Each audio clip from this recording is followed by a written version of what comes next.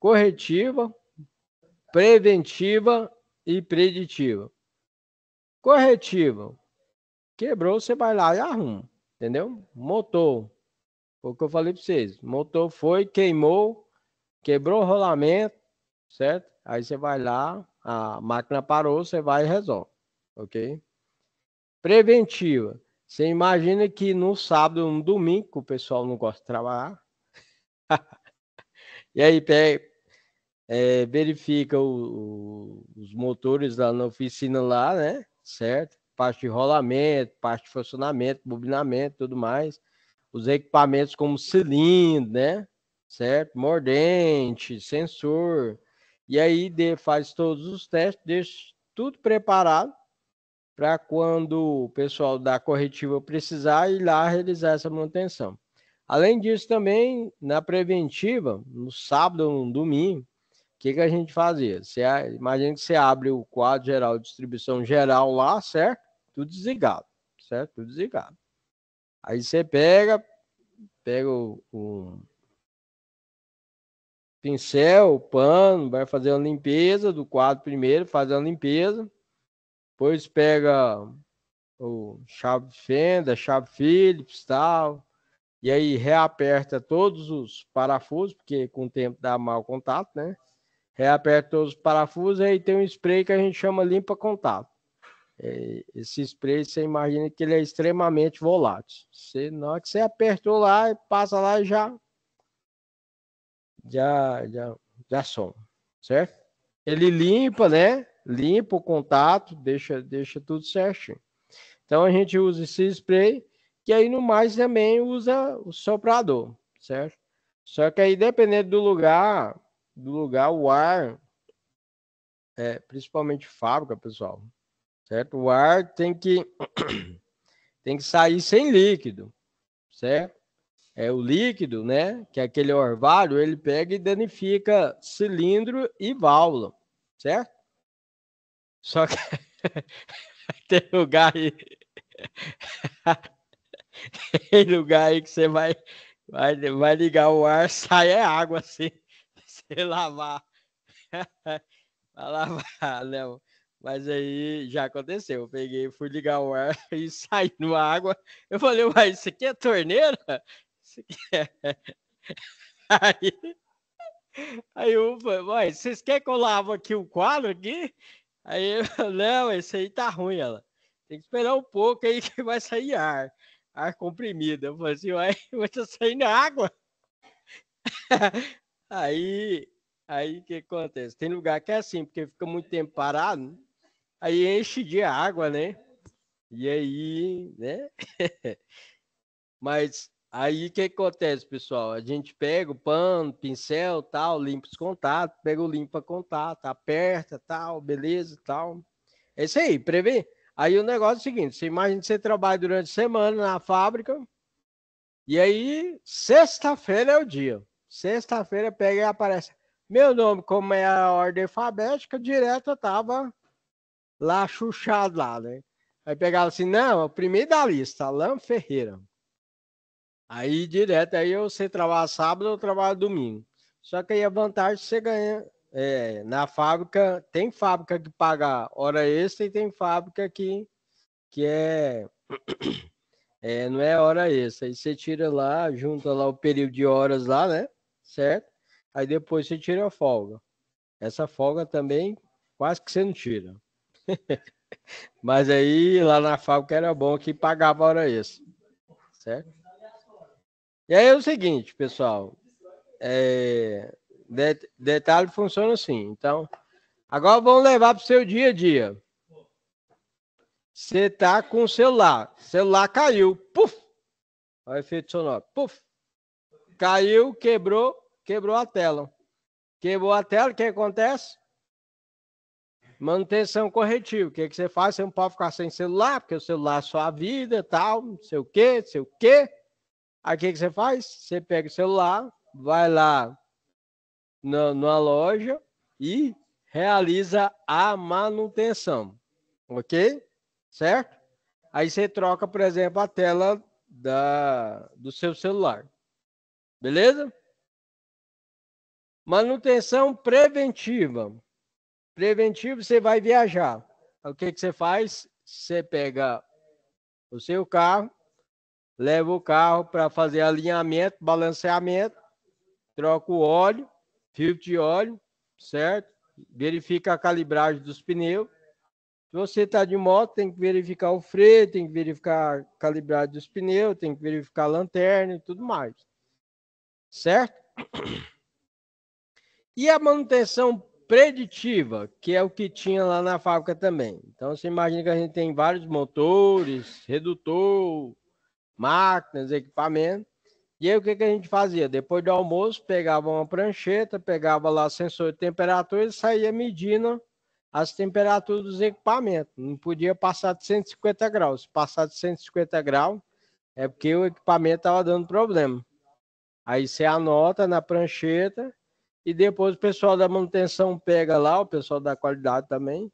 Aí eles pegam e passam o pessoal da preventiva e eles verificam os equipamentos que estão com temperatura mais elevada. E aí o pessoal vai passar aí agora um vídeo aí para vocês aí falando sobre esses 3 principais tipos de manutenção, ok? Olá! Hoje vamos explorar o fascinante mundo da manutenção. Você já precisou utilizar alguma coisa que não funcionou como deveria? Bem, existem 3 tipos de manutenção que poderiam te ajudar. Vamos embarcar junto nessa jornada de descoberta e aprender um pouco mais? Vem comigo!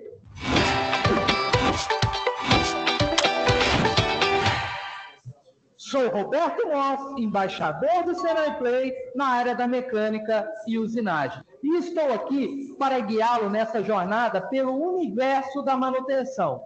Vamos explorar juntos os 3 tipos de manutenção e entender a importância delas para que tudo funcione como deveria. Preparados? Vamos lá! Imagine que você está utilizando o seu celular e de repente a tela se quebra. Frustrante, né?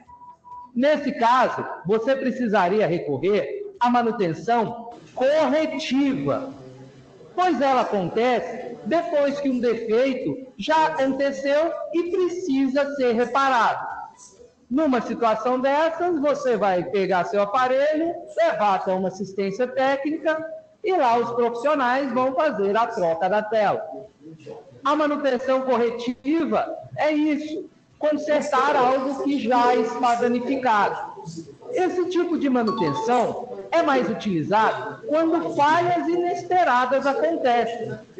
Ou também quando alguma coisa não é lá tão importante assim. Por exemplo, em casa ninguém troca a lâmpada antes que ela se queime, não é mesmo? Como diz o ditado, é melhor prevenir do que remediar. Imagine que você tem um carro e deseja dirigir por aí tranquilo, sem nenhuma preocupação. Nesse caso, você vai precisar da manutenção preventiva. Você vai precisar levar seu carro numa oficina mecânica para que eles façam as revisões regulares, troquem óleo, verifiquem pneus, freios e outros componentes importantes do seu veículo. A manutenção preventiva ajuda a prevenir problemas antes mesmo que eles aconteçam, garantindo o correto funcionamento. Para isso, os fabricantes já calculam a vida útil, que é uma espécie de data de validade que ajuda a saber a partir de quando uma peça ou componente pode sofrer alguma falha. E assim, podemos trocar antes que essa falha aconteça.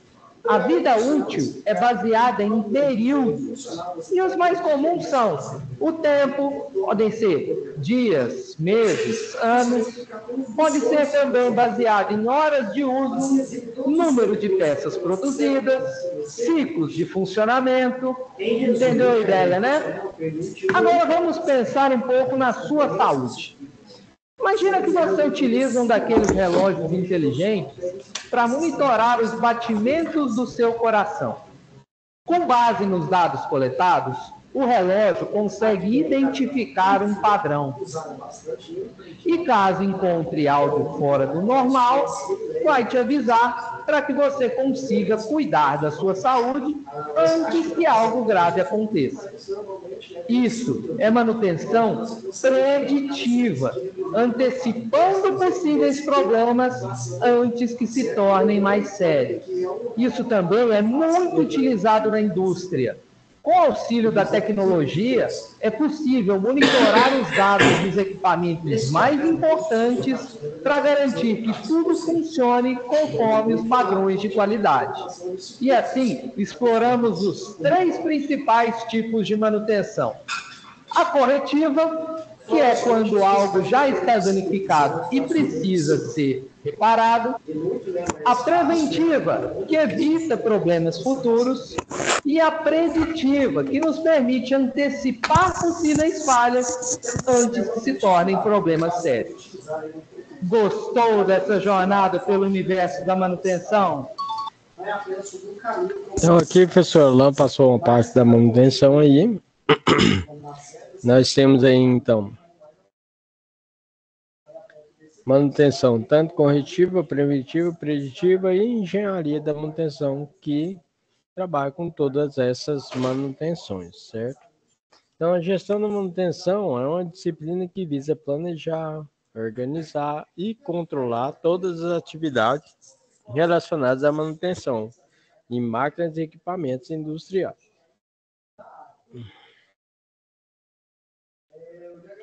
Importância da manutenção. O aumento da produtividade, gestão eficiente, que reduz aí, né, paradas não planejadas, que a gente fala que é a manutenção corretiva, né? Redução de custos, a manutenção preditiva e preventiva evita problemas graves, reduz gastos com reparos e corretivos. Segurança no trabalho. É extremamente importante você trabalhar com segurança, ok? Para evitar acidentes, né? Certo? A utilização de equipamento de proteção individual e equipamento de proteção coletiva é de extrema importância para um bom trabalho. Quais são os objetivos aí da gestão da manutenção? Maximizar a disponibilidade de máquinas e equipamentos industriais, né? Otimizar os custos, né, de uma forma geral, e prolongar a vida útil dessas máquinas e equipamentos industriais, ok? Buscando aí eficiência e o melhor custo-benefício. Estratégias aí da manutenção. Nós chamamos aí vários tipos de manutenção, como MCC, que é manutenção centrada em confiabilidade, né, que oferece aí uma abordagem proativa que visa identificar as falhas mais críticas e desenvolver estratégias para uma sua prevenção. Manutenção baseada em condição, certo? Ações de manutenção são programadas com base em monitoramentos das condições físicas e desempenho dos equipamentos. Manutenção preventiva, que já falamos, e a manutenção produtiva total, bastante utilizada aí, conhecida como TPM e TCM, que envolve toda a manutenção para aperfeiçoar a eficiência e o desempenho das máquinas e equipamentos. Temos indicadores de desempenho de gestão da manutenção, como MTTR, é o tempo médio de reparo, né, daquela máquina e equipamento. O MTBF, que é o tempo médio entre falhas, que determina a média de tempo entre duas falhas consecutivas. E o OEE, que é a eficiência global do equipamento, que avalia o quanto o equipamento é eficiente em relação ao ideal. Ferramentas e técnicas de gestão da manutenção. Na primeira, trabalhamos aí com a análise de risco, que identifica, né, os riscos associados às atividades de manutenção e ao uso dos equipamentos. Gestão de ativos. Gestão de ativos monitora, controla, né, todo o ciclo de vida dos ativos para otimizar, né, melhorar sua utilização, aumento de retorno sobre o investimento ali naquela manutenção. Manutenção centrada em confiabilidade, MCC, né? É uma metodologia de análise dos sistemas de identificação das falhas e implementação de estratégias de manutenção.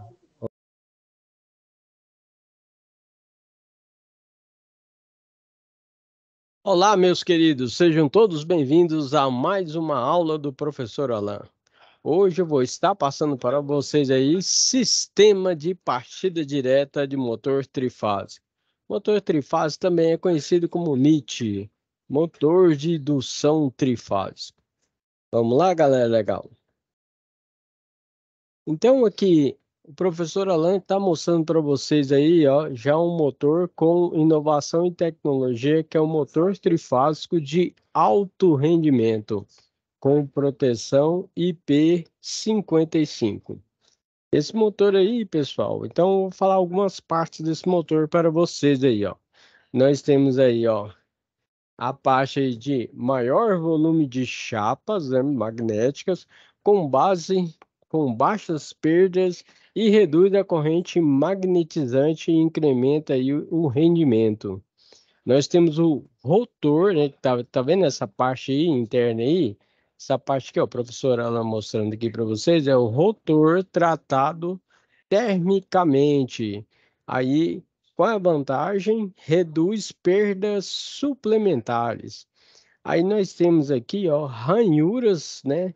Dimensionadas por CAD. O que é o CAD? Desenho assistido por computador. Oferece maior precisão e qualidade. Aqui na parte interna do motor, nós temos o enrolamento dupla camada, que reduz perdas suplementares. Nesse motor de alto rendimento, nós temos uma parte chamada de ventilador otimizado. Oferece maior ventilação com menor ruído. Aqui, neste caso aqui, é apresentado para vocês o anel de curto-circuito e barras, né, do rotor superdimensionadas, menores perdas com o efeito Joule. Aqui, para evitar vazamento, nós temos o anel V-O-ring, né, que reduz perdas mecânicas.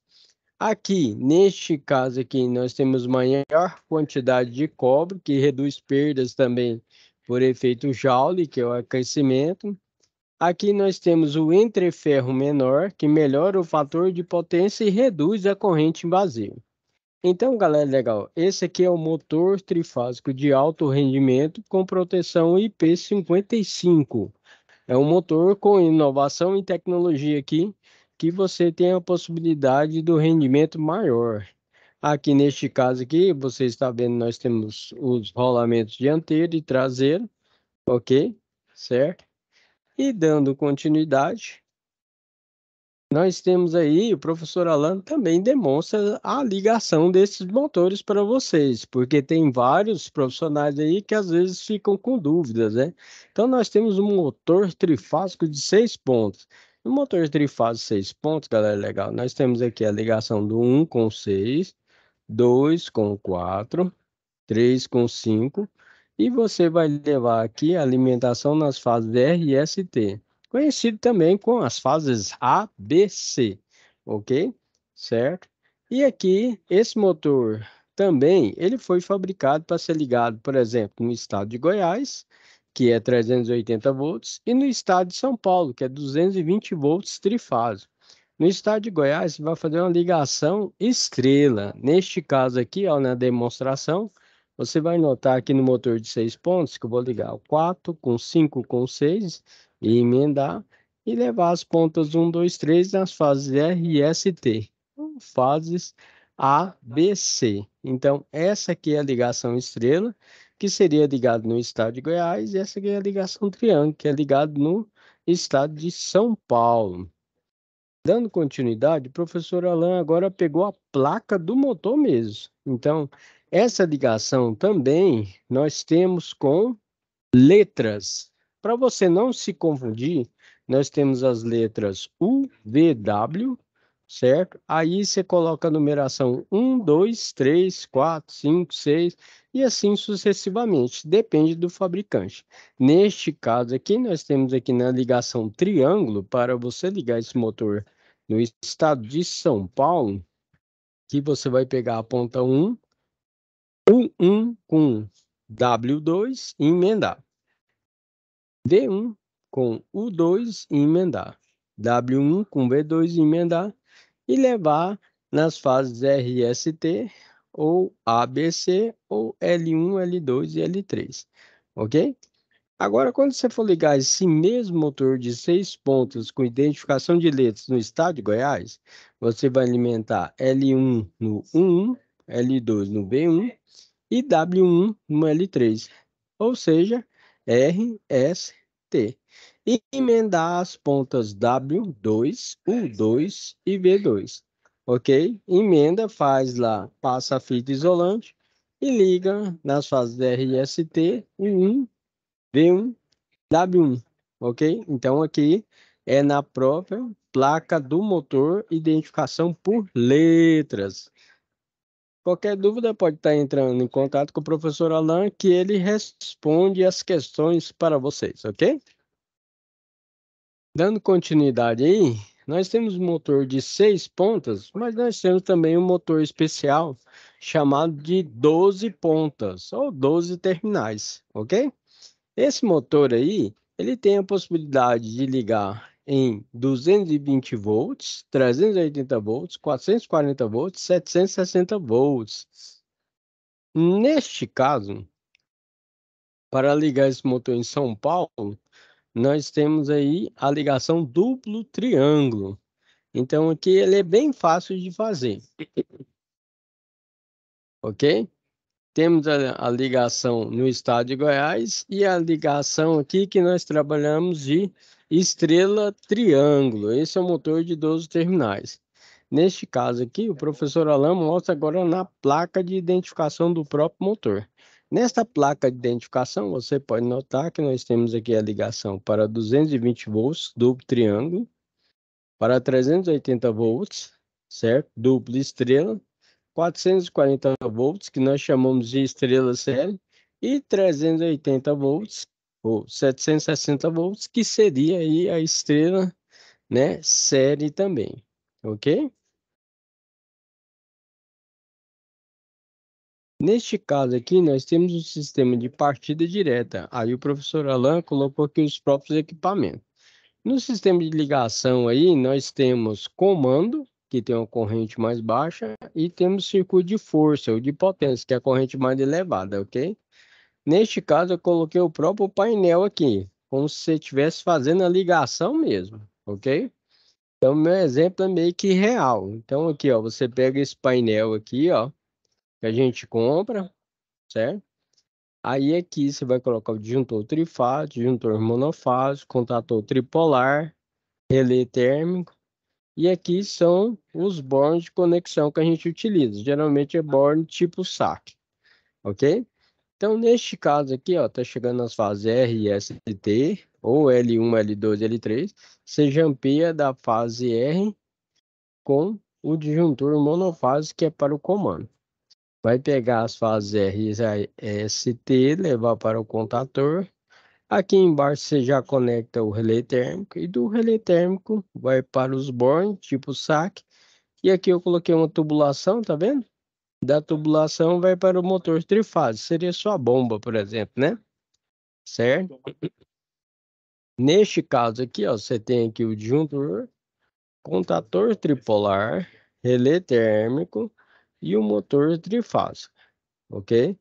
Lembrando que o motor trifásico pode ser de 6 pontas ou 12 pontas. E a ligação dele tem que ser de acordo com a tensão trifásica do estado que você está trabalhando. Agora a ligação do comando. O comando é esse daqui, tá vendo? Você pega a fase, que é essa daqui, ó. Leva no disjuntor monofásico, saiu daqui, vai para o 95. Do 96 vai para o 1 da B0. Essa aqui é a nossa botoeira de emergência. Do 2 da B0 vai para o 1 da botoeira desliga. Da botoeira desliga vai para o 3, da botoeira liga, que vai para o 13, do 4 para o 14, do 14 para a bobina A1. Neste caso aqui, é uma de 220 volts. Se fosse 24 volts, aqui era positivo e aqui negativo. Aqui, no nosso painel, aqui ó, sai a fase, você vai levar no 95, do 96 vai para o 1 da B0, do 2 vai para o 1, do 2 vai para o 3, que vai para o 13, que é o contato de selo, do 4 vai para o 14, tá vendo? É parafusado, você vai parafusar aqui, ó. E aqui, ó, tá vendo, ó? Você leva o fio, ó, dentro da canaleta, ó. Leva lá pro A1, que é a bobina do contator, e parafusa o fio. Tá vendo aqui? Certo? Pronto, você finalizou aí seu circuito de comando. Então aqui o professor Alan ensinou você a ir fazendo a ligação mesmo, tá vendo? Então, parafusa os 3 fios aqui, daqui você leva os 3 fios no contator. Embaixo você já conectou aqui o seu relé térmico, do relé térmico vai para os bornes tipo saque, e daqui vai para o motor trifásico, tá vendo? Certinho? Então, essa foi uma aula bem rápida aí sobre o motor trifásico 6 pontas, 12 pontas e um sistema de ligação, né, de partida direta. Se você gostou aí do conteúdo aí, deixa no comentário aí. Falou, galera legal. Tenha uma ótima semana, fica com Deus e boa sorte.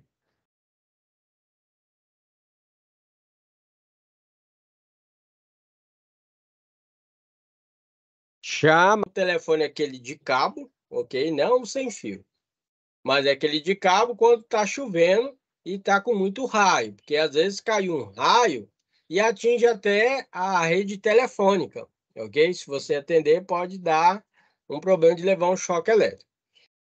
Quando cai o raio, uma determinada distância, vem esse surto elétrico na rede e tudo que é equipamento eletroeletrônico, pessoal, queima. Como assim, professor? Televisão, ar-condicionado, aqueles videogames de alta tecnologia que nós temos aí, certo? O computador, para ele se comunicar com a internet, pessoal, ele tem internamente o que nós chamamos de placa de rede.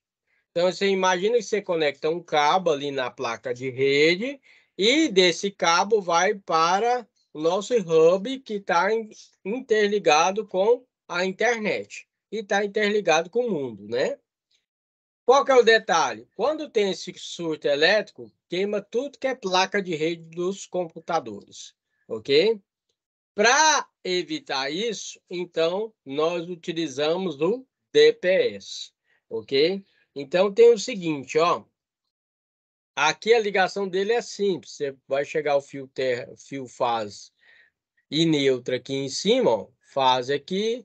No outro neutro, se for monofásico. Depois eu vou mostrar a ligação para vocês. E embaixo a gente leva para o terra, ok? Tendo um surto elétrico, ele vai conduzir da fase para o terra e vai desarmar o circuito. Aqui no caso aqui, pessoal, ele tem um mostrador na frente, tá vendo? Quando ele está ok, certo? Em pleno funcionamento, ele fica na cor verde. Então, fica verde aqui na frente, ó. Quando ele está acionado, ele fica na cor vermelha. Professor Alan já foi fazer uma manutenção elétrica em uma casa.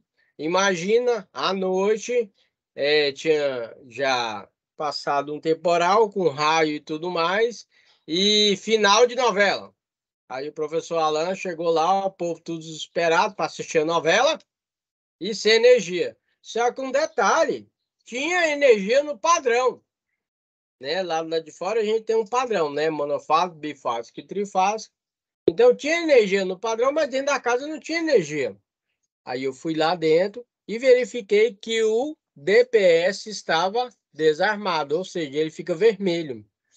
Aí o que eu tive que fazer? Eu peguei, comprei outro DPS. Primeiramente eu peguei e interliguei o circuito, ok? Depois No outro dia, levei o DPS e coloquei novamente no local, ok? Certo? Então, esse aí é o nosso DPS que protege contra surtos elétricos. Pessoal, mas é só contra raio? Não é não. Você imagina que no seu bairro acabou a energia. Como acabou a energia, o que acontece? Foi desligado todos os consumidores da rede elétrica, pessoal. Quando voltar essa energia, o que ocorre? Vai começar a ligar gradativamente. E um valor de corrente e tensão pode ter um surto elétrico. Esse surto elétrico pode queimar seus equipamentos, ok? Que equipamentos? São equipamentos, repetindo, eletroeletrônico, né? Ar-condicionado, o controle do ar-condicionado, a televisão, videogame, ok? Então, temos que tomar cuidado. Aquela TV com uma maior tecnologia de 70 polegadas, 55 polegadas, ok? Para evitar o surto elétrico, utilize o DPS, certo? Então, aqui embaixo, ó, e detalhe, as pessoas falam assim, ó, nossa, caiu um raio lá perto de casa lá, e queimou minha televisão, queimou meu videogame, queimou o ar-condicionado, queimou tudo. E lá em casa tem disjuntor, pessoal. Disjuntor, a função dele é proteger contra curto-circuito e uma possível sobrecarga. Disjuntor não protege contra surto elétrico. Ah, mas eu tenho disjuntor lá em casa, eu tenho DR e eu tenho um computador lá em casa que eu tenho estabilizador. E mesmo assim, queimou a placa de rede do meu computador. Tem cabimento a coisa dessa? Tem. Por quê? Porque o estabilizador não protege contra um surto elétrico. Quem protege contra um surto elétrico é o DPS, pessoal. Ok? Certo? Disjuntor protege contra curto-circuito e uma possível sobrecarga. DR protege contra o choque elétrico. E o DPS? DPS, dispositivo protetor contra surto elétrico. Ok? Certo? E aí, ó, tem uns detalhes aqui, ó lá, ó. Nós temos os tipos de descargas atmosféricas que eu coloquei aqui para vocês aqui, ó. Tá vendo? Descarga atmosférica sobre linha aérea, elétrica ou telefônica. Então, pode cair um raio tanto na parte elétrica, da linha elétrica, como do telefone. Por isso, você tem que tomar cuidado. Dica do especialista. Você que tem o celular, tem negócios a resolver de extrema urgência, não utilize seu celular com o carregador na tomada e atenda o telefone, porque o telefone tem uma fuga de corrente e uma área sensível do corpo humano que tem menor resistência é a orelha. E aí você pode levar uma fuga de corrente na orelha, certo? Que pode dar um problema. Então, evite de utilizar o celular no carregador. Além disso, tem outro detalhe. Quando você utiliza o celular no carregador, você está sobrecarregando o equipamento, pessoal. Você vai notar que ele começa a sobreaquecer, ou seja, ele vai ficar quente, e ele mesmo vai desarmar. Ele tem um dispositivo que ele tenta desarmar. Ou seja, ele vai mostrar uma mensagem na tela falando que, desculpa, falando que o equipamento está quente.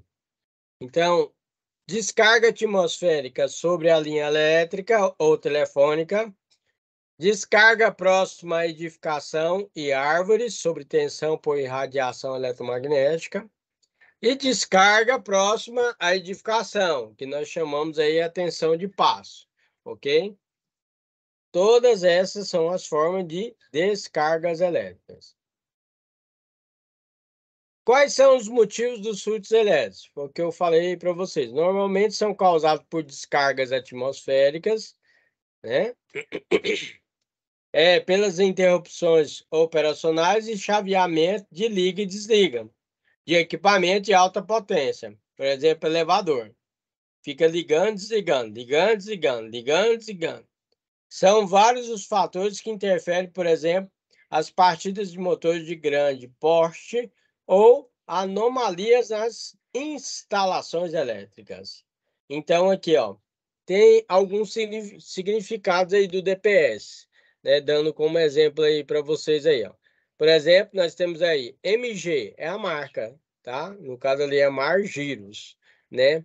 DPS é a sigla lá, né? Dispositivo protetor de surto elétrico. O significado desse K, né? Significa para qual edificação que você vai utilizar, para uma casa, para um comércio ou para a indústria. E a tensão, né? Qual que é a tensão que você vai utilizar? Depende se você está tanto no estado de Goiás é 220, né, pessoal? E no estado de São Paulo é 127 volts. Aí, professor, o pessoal, todo mundo fala que lá em São Paulo é 110. Bem, pensava-se que era 110, mas não, é 127 volts. Você ficou curioso nessa questão? Por que que não é 110 e sim 127 volts? Procure aqui, ó, no site do professor Alan, você vai ver essa resposta. Pessoal, eu agradeço aí por todos participarem da nossa aula aí. Deixa seu like, compartilha, depois me fala de qual cidade e estado que você está falando, para me deixar um joinha para você. Obrigado, fica com Deus e tenha uma ótima semana. Tchau, tchau.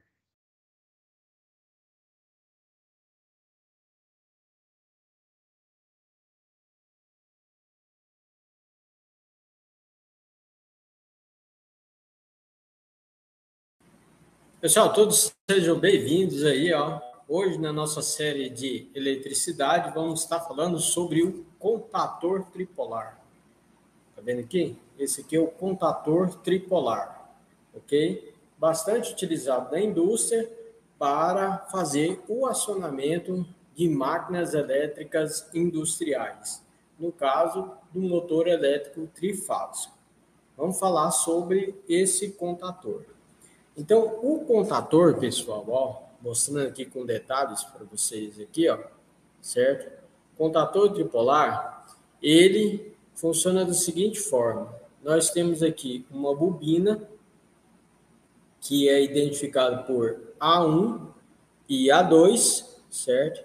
Então, essa bobina aqui, A1 e A2, ó, bem demonstrativo para vocês aí, é o que liga o contator. Quando ele liga, aí esse núcleo móvel aqui, ó, ele vai para dentro, ok? Acionando o contator. A gente, como tá os contatos? Os contatos que estão abertos, fecha, e os que estão fechados, abre.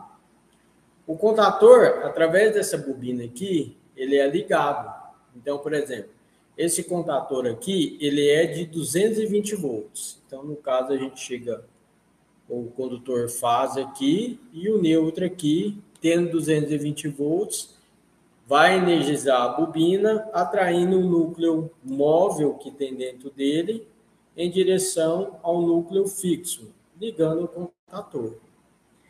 Esse contator ele pode ser ligado, pessoal, tem a bobina de 220 volts, 380 volts, e, de acordo com a NR12, o mais utilizado agora é de 24 volts, para manter a segurança do operador, ok?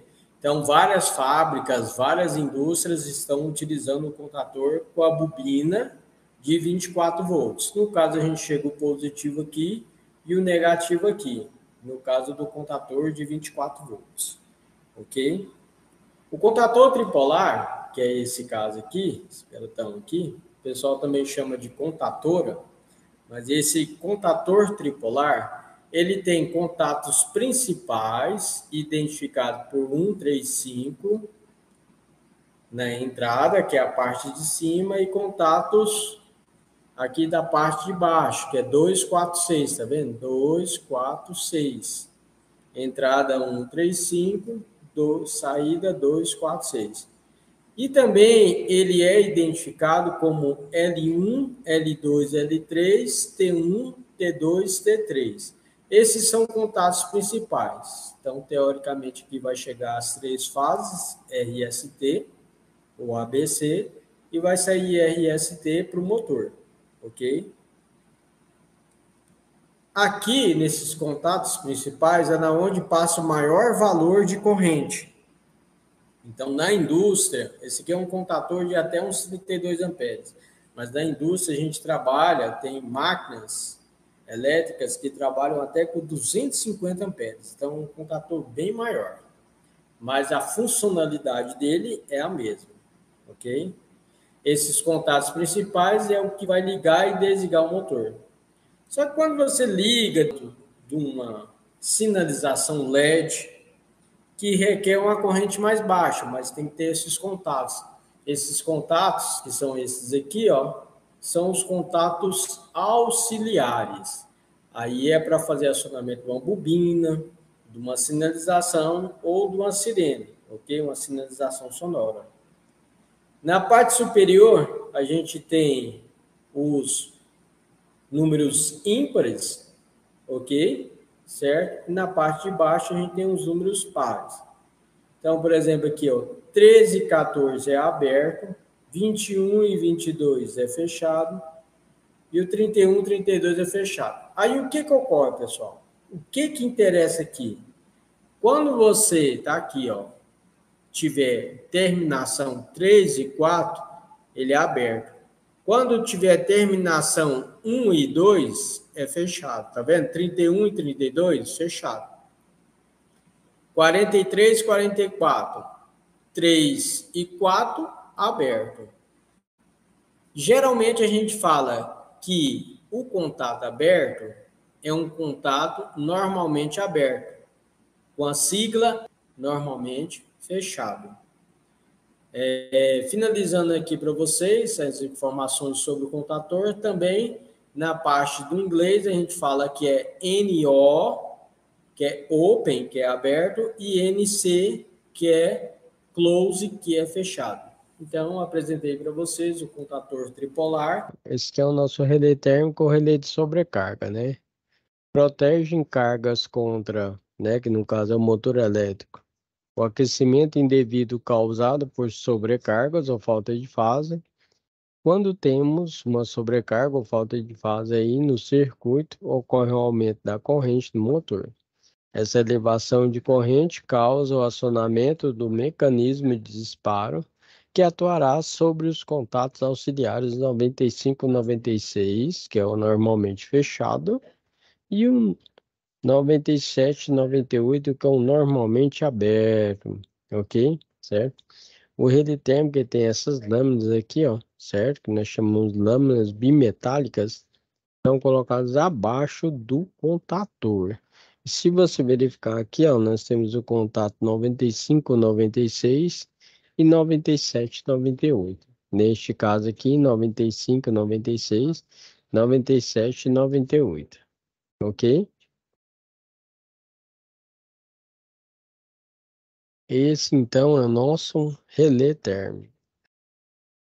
Continuando aqui as nossas atividades, aí nós temos aqui, ó, o contato 95, 96, que é normalmente fechado, que pode aí, tendo uma sobrecarga no circuito, né, da nossa máquina, no motor elétrico aí, vai elevar a temperatura, elevando a corrente também, e esse contato aqui, uma lâmina bimetálica, ele abre.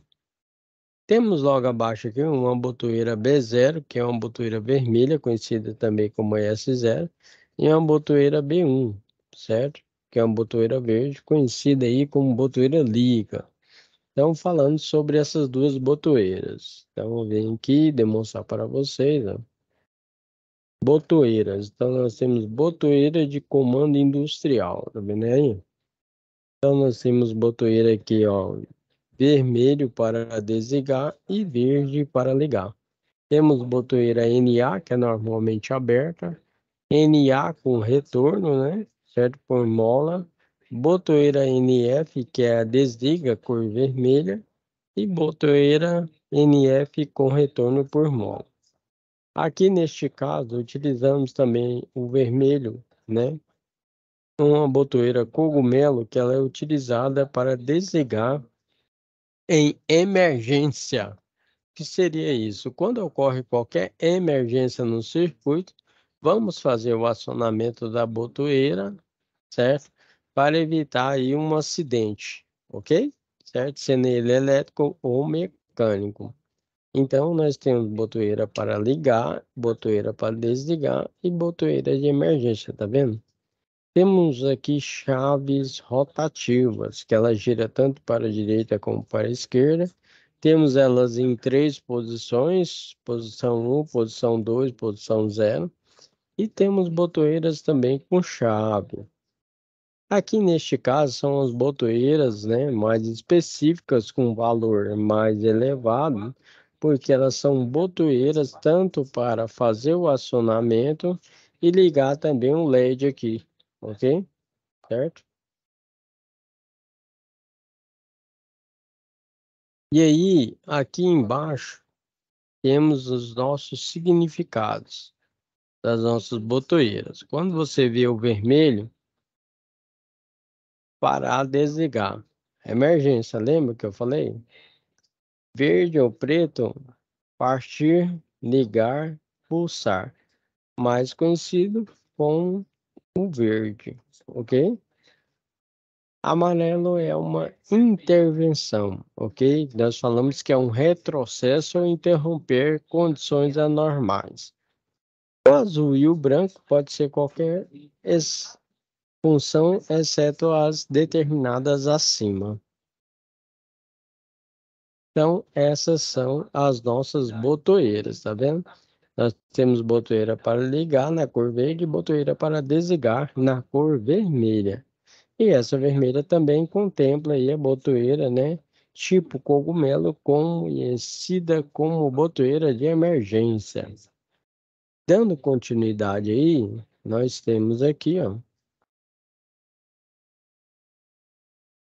botoeira desliga, botoeira liga e temos a bobina do contator. Então, se você verificar lá também, ó, nós temos o contator.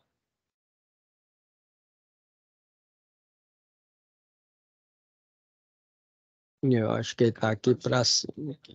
E aí, esse é o nosso contator tripolar.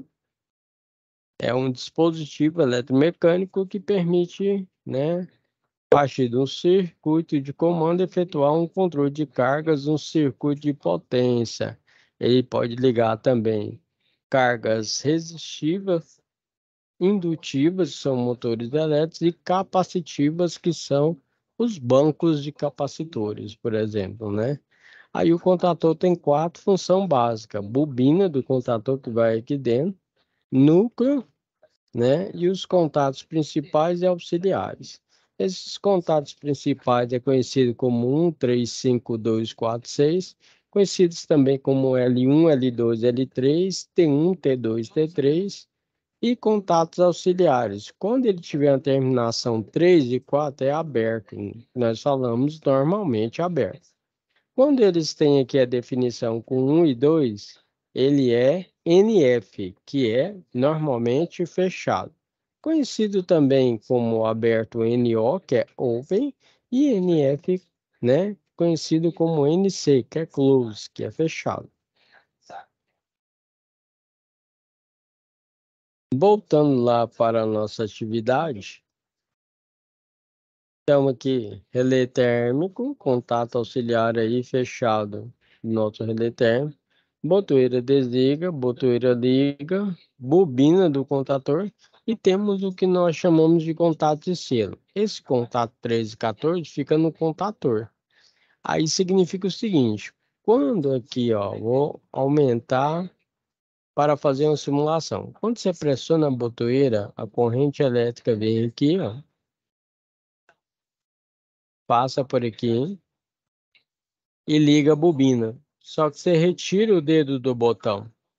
Quando você retira o dedo do botão, o que que ocorre? A corrente vem aqui, ó. Continua ligado pelo contato de selo, porque K1, tá vendo? 13 e 14 vai fechar e vai dar continuidade no circuito. Se você quiser desligar, tem que pressionar a botoeira B0. Ok? Aí você pressiona essa botoeira e vai desligar todo o circuito. Esse é um sistema de partida direta. Então, primeiramente, que temos o nosso contato auxiliar do relé térmico. Temos a botoeira desliga.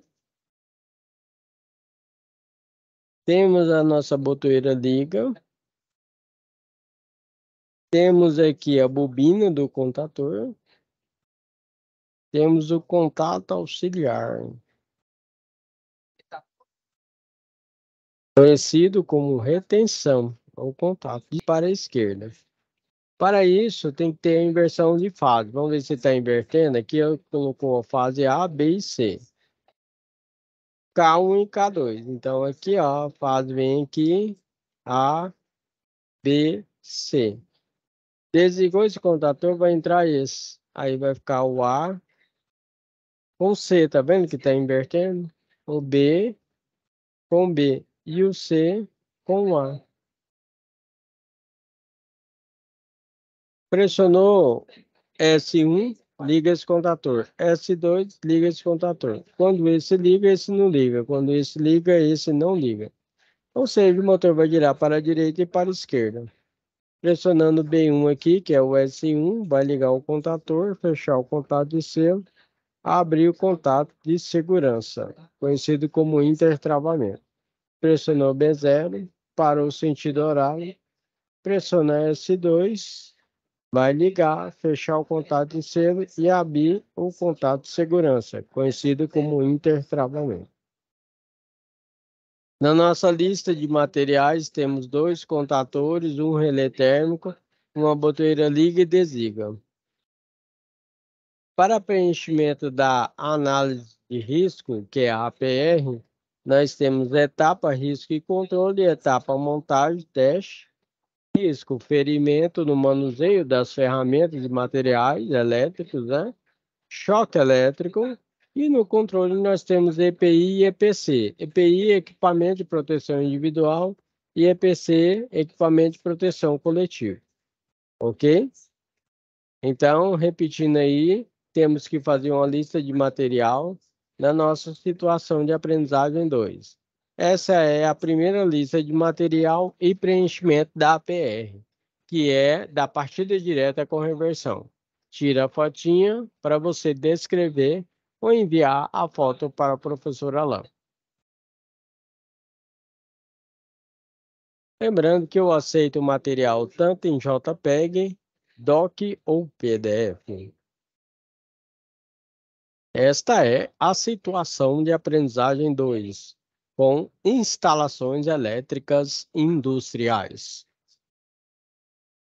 Dando continuidade em nossa atividade, nós temos agora, ó, uma partida estrela-triângulo. Nesse sistema de partida estrela-triângulo, ele é utilizado para reduzir a corrente de partida do motor elétrico com a potência de acima de 5 CV. Quando a corrente é muito elevada na partida, a gente tem que utilizar um sistema de partida para reduzir essa corrente, ok? Essa corrente de pico. Por isso, neste caso, estamos utilizando esse sistema de partida chamado estrela-triângulo, que reduz aproximadamente 33% da corrente de partida do motor, mas também reduz o torque em 33%, que é a força do motor. Neste caso, nós temos 3 contatores, onde entra primeiro K1 e K3, fecha em estrela, depois sai K3, entra K1 e K2 e fica em triângulo. Esse é o circuito de força e esse é o circuito de comando. Acrescentado aqui, agora nós temos sistema de iluminação H1 e A2, que são utilizados na cor verde. Então, botoeira vermelha e verde e as lâmpadas verdes.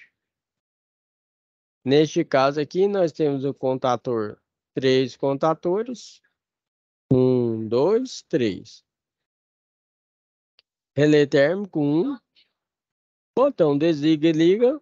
Desliga vermelho e liga verde, certo? Temporizador on delay, que é utilizado, né? Certo? No sistema de partida. E as lâmpadas de sinalização na cor verde, que são duas, H1 e H2. E a nossa análise preliminar de risco é a mesma. Montagem da instalação e teste, ferimento, manuseio de ferramentas e materiais, choque elétrico, controle aí, nós utilizamos tanto EPI como EPC. Essa é a situação de aprendizagem 2, né? Com a partida estrela triângulo. Lista de materiais e a nossa APR, que é a análise preliminar de riscos. Está assistindo a aula? Está assistindo essa aula gravada? Esta é a nossa situação de aprendizagem 2. Professor Alan aceita JPEG, aceita PDF ou DOC, certo? Que é os nossos documentos desenvolvidos no Word, ok?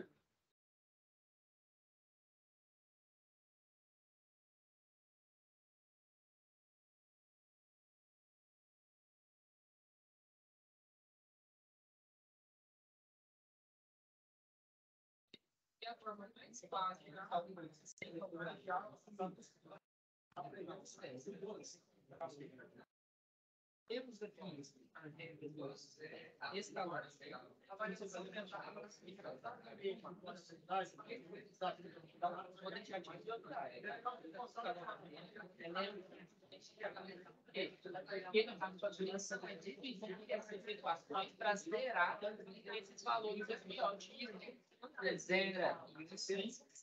valores dá para eles o valor. Então fica mais fácil. Você vai diminuindo a quantidade de notas. Dando continuidade em nossas atividades, temos a partida compensadora. Partida compensadora, temos 3 contadores.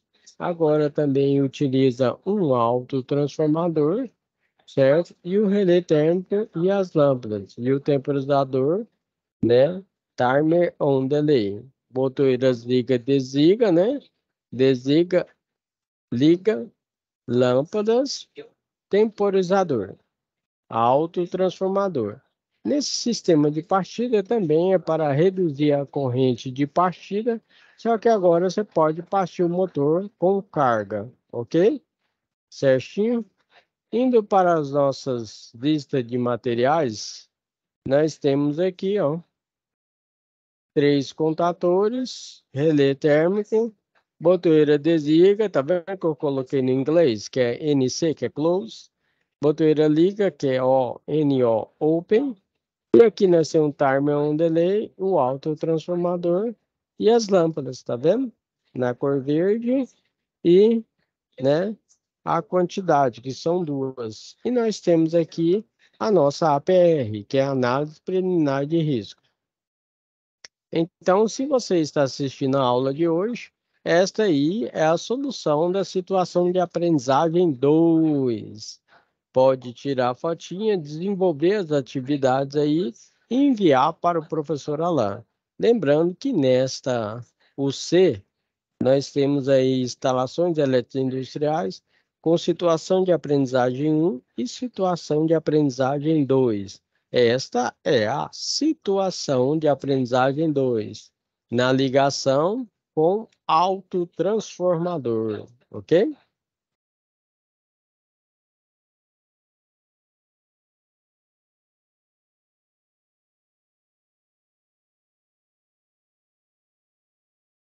Desenvolvendo aí as nossas atividades, temos agora a próxima ligação, que é um sistema que nós chamamos de sistema de frenagem, mais conhecido como motofreio.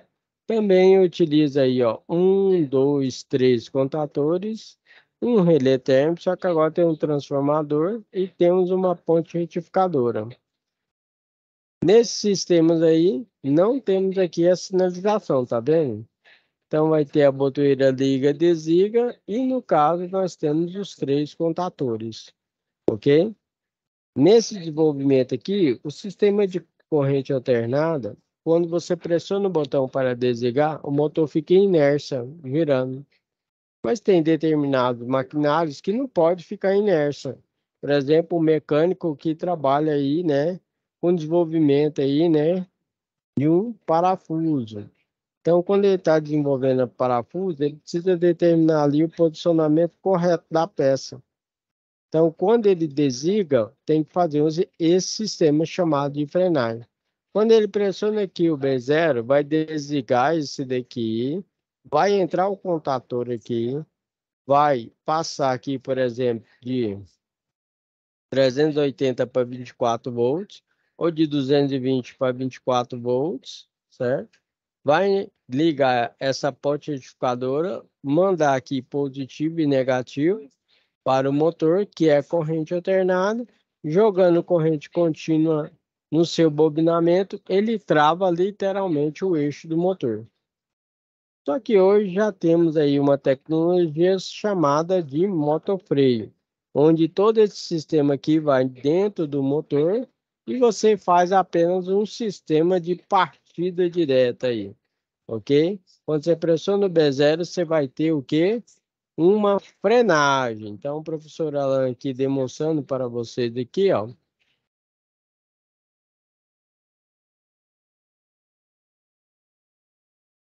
Nós temos aqui sistema de partidas.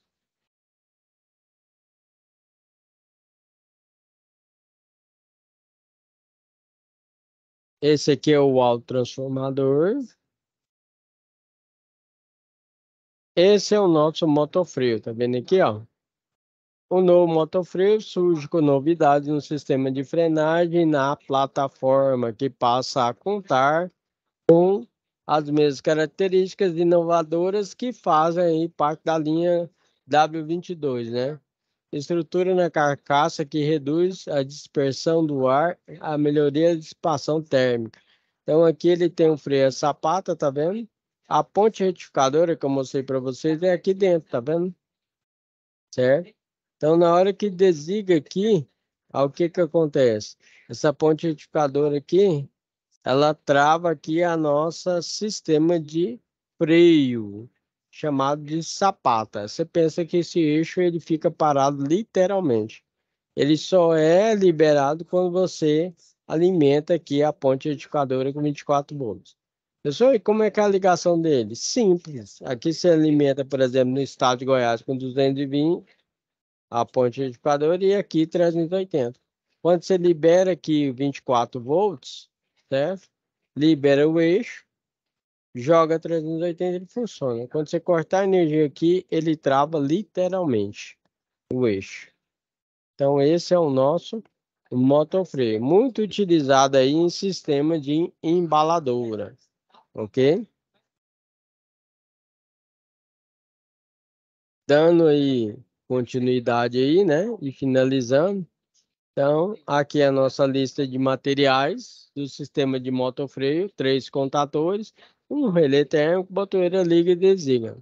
Nesse sistema de comando aqui, nós não temos as lâmpadas que são utilizadas na sinalização, ok? Então, tá aqui a nossa lista de material e temos aí, né, a nossa APR. Deixa eu ver se eu coloco aqui na outra. Aí ficou legal. Aí aqui é a APR, que é a análise preliminar de risco.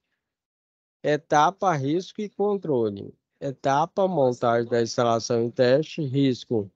Pode ocorrer um ferimento com os materiais e as ferramentas, também pode ter o choque elétrico.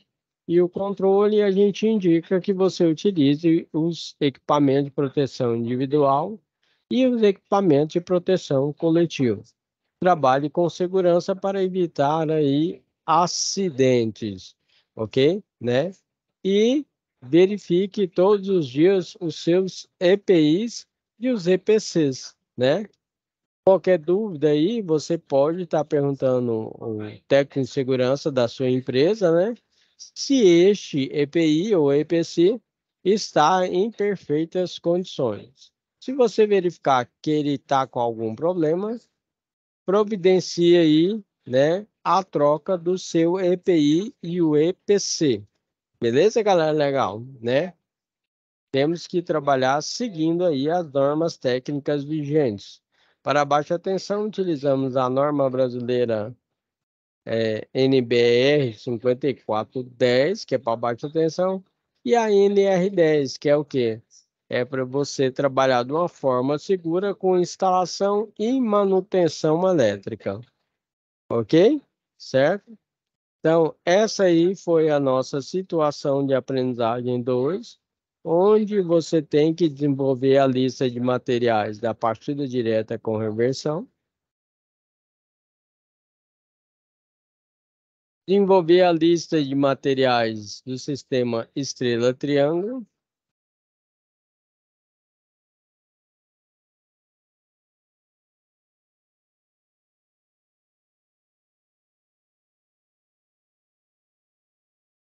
desenvolver a lista de materiais e preencher a PR do sistema de partida compensadora,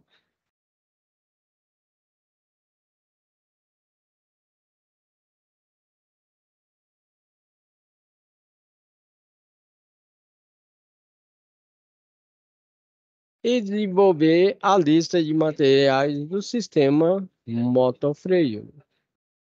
Nós chamamos de frenagem. Aqui são os materiais. E aqui é a nossa APR. Então, se você participou da aula hoje, o professor passou aí, né, conteúdo e explicação da situação de aprendizagem 1 e aprendizagem 2.